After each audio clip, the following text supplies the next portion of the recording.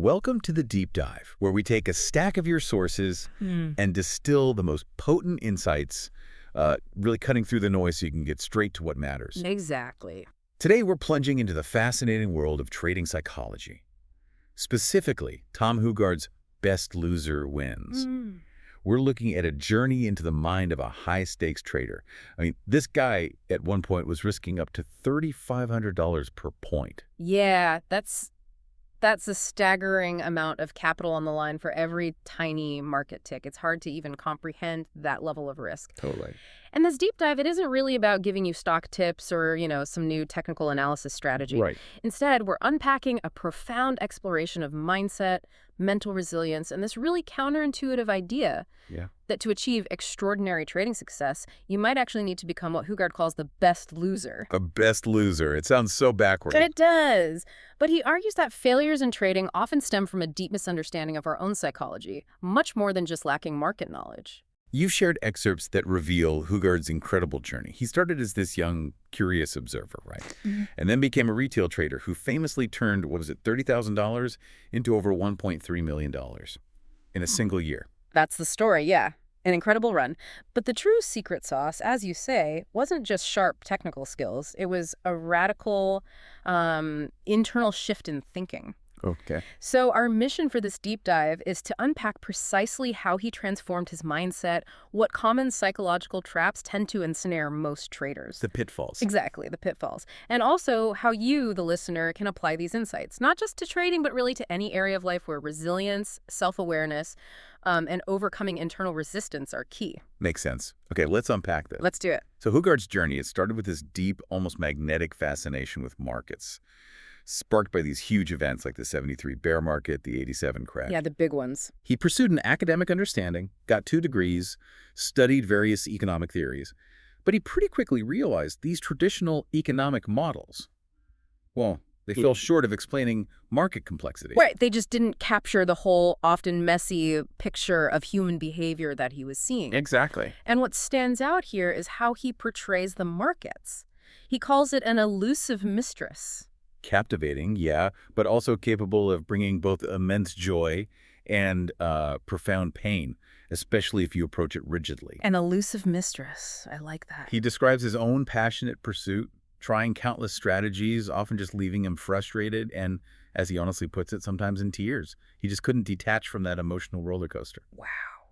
And then comes this turning point. He describes the market, sending him this profound, almost personal message. You told me to stop trying to understand you. You told me to understand myself. That's the quote. And it was his absolute revelation. He learned that understanding his own behavior, his emotions, his biases, that was far more important than trying to decode the markets themselves. So it's an internal game first. First and foremost, yeah. Which really raises an important question for you, the listener. In your own big projects or challenges, how much time do you spend trying to understand the external problem versus, truly understanding your internal responses to it? That's a good question. Hougaard actually took a break from trading, just stopped for intense self-reflection. And he came back with a completely renewed perspective, realizing that embracing his emotions rather than trying to fight them all the time was the key. Interesting.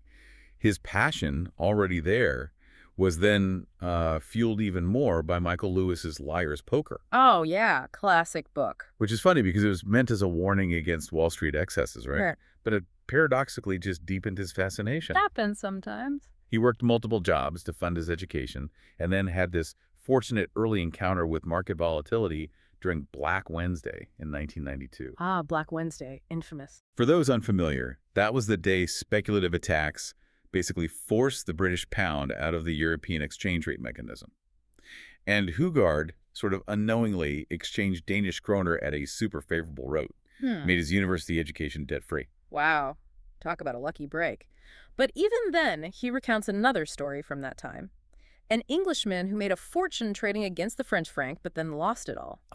So it wasn't just about opportunity. It was a stark lesson, even early on, about, quote, the unpredictability of trading and the importance of maintaining control over one's finances. A cautionary tale right from the start. Exactly. It shows that even early wins demand rigorous self-control.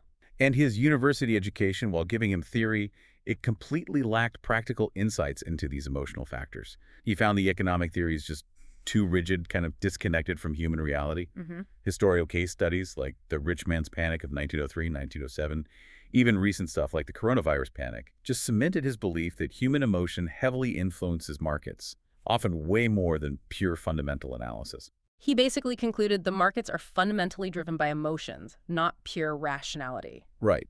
So after the academics, Hougaard finds himself on the trading floor.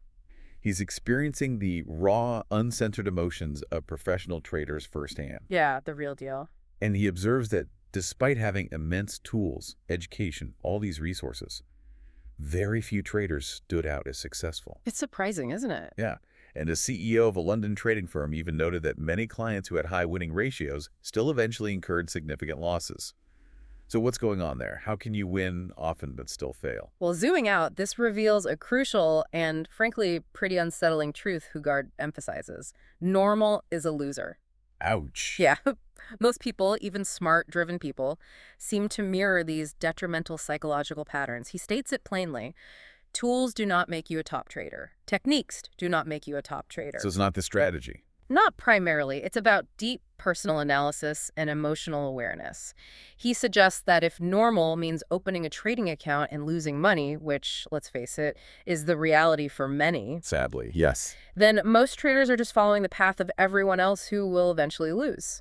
They're being normal, and normal loses. And there's data to back this up, right?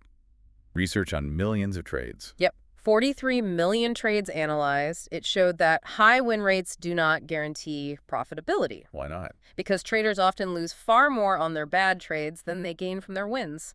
It highlights this insidious problem, letting losses run wild while cutting profits short. That fear of loss or the hope it'll turn around. Exactly. It's a subtle but devastating trap. So why do we do this? Why do humans behave this way, constantly undermining ourselves? The million-dollar question. Hougaard dives into cognitive dissonance. That's where our beliefs clash with market realities, leading to fear-driven decisions. Cognitive dissonance. Okay. He explains this isn't just a mental quirk. It's a deep-seated survival mechanism that actively betrays our logical trading strategies in the heat of the moment. For instance, the fear of loss can skew a trader's perception and decision-making. It makes us desperately cling to losing positions out of hope, even when the market is screaming, "Get out!" That makes sense. He uses the tightrope walker, Philippe Petit, as an illustration, right? The guy who walked between the Twin Towers. Yeah, amazing story. Petit overcame crippling fear through meticulous preparation and visualization. It's a powerful metaphor for trading. Mental readiness is crucial. And understanding the curse of patterns. Right, our human tendency for patternicity, seeing meaningful patterns in random data. It's why we might see a face in a cloud, or believe a stock chart squiggles must predict the future. Even when it's just noise. Often, yeah. We're wired to find order, sometimes where none exists. And this gets amplified by cognitive biases, like confirmation bias. Definitely. They severely impact our objectivity. Hougaard is blunt about it. You only see in the markets and on charts what you have trained your eyes to see. Wow. This is why he says good trading goes against human nature. It pushes us to actively fight our humanness, fight those raw emotional reactions like fear and greed. Our biological wiring, designed to keep us safe and seek pleasure, can be incredibly detrimental in trading. And the result is pretty stark, isn't it? Like 80–90% of retail traders fail. That's the often quoted statistic, yeah. And it's because of these deeply ingrained self-destructive patterns, holding on to losers out of hope it must turn around, and taking profits way too early just to avoid the pain of seeing gains disappear. Locking in a small win feels safer. Exactly. It's a subconscious prioritizing of avoiding pain over pursuing potential gains. Creates a vicious cycle of poor decisions. As Hougaard notes, for many traders, hope dies last, and often takes their capital with it. Okay, this leads us to a really fascinating and deeply personal insight from Hougaard. Yeah. The power of disgust. Yeah, this is powerful stuff. Disgust as a motivator for change. He shares the story of his first girlfriend, who struggled with anorexia, showing how disgust can become so strong it overrides even basic human instincts, like eating. It's a visceral example, and he contends that disgust is a much stronger emotion than joy or happiness when it comes to actually initiating change. Stronger than joy, really. That's his argument.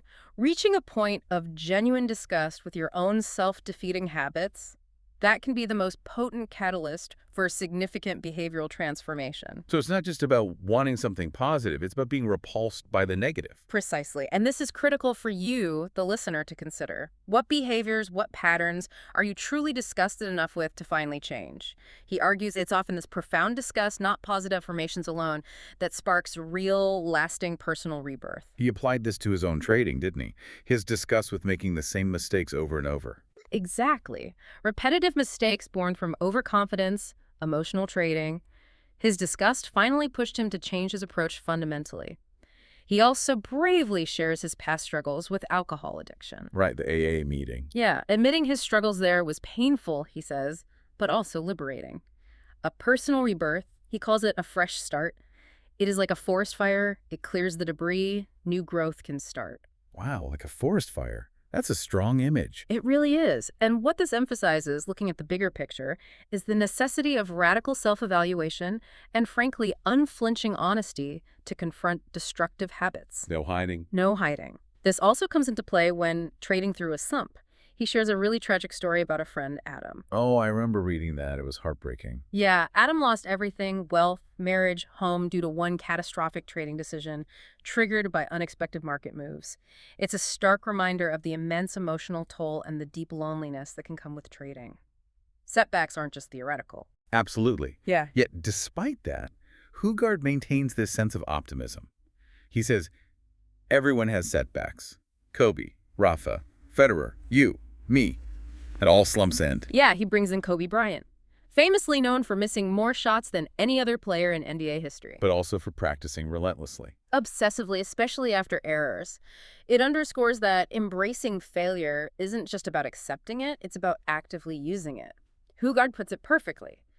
Practice does not make perfect. It merely makes it permanent. Okay, say that again. Practice does not make perfect. It merely makes it permanent.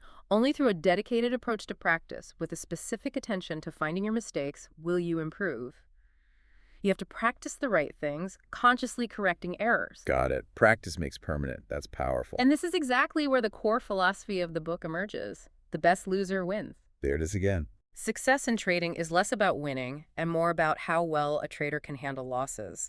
It's about accepting risk, adopting a different mindset, learning from mistakes, seeing failure not as an endpoint, but as a critical stepping stone. So train your mind to accept the discomfort. Train your mind to accept discomfort and fear as just part of the process, not something to run away from. Okay, so given all these challenges, all this going against human nature, how does Hougaard describe the ideal mindset? What does it look like? He describes it as one that is extremely flexible and indifferent to winning or losing. Indifferent. Really? Indifferent to the outcome of any single trade, yeah. Yeah. It operates without fear, but still acts in one's best interest, allowing for a carefree perception of market information. Carefree perception. Fearless, but not reckless. Exactly. That level of detachment sounds almost superhuman, right? How do you actually get there? Yeah. Hougaard explains it requires deep introspection and personal growth to perceive market information dispassionately. Our minds, he notes, are hard-coded DNA to keep us safe, avoid pain. But in trading, that pain avoidance is often detrimental. So you have to break that programming. You have to break away from those primal associations, recognizing the inherent randomness of outcomes. Like a coin flip, past results don't guarantee future ones. Each moment in the market is unique, independent. That's a powerful idea. The information itself is neutral. Exactly. It's how we interpret and respond to it that gives it power. Okay. So, a successful trader remains open, flexible, often requiring the ability to accept misreads and adjust positions accordingly. You can't be stubborn. He recommends practical things too, right? Daily practices. Yeah, things like visualization, goal setting, even keeping a book of truths to record performance and foster that unflinching self-awareness. Confront your weaknesses head on. The book of truths.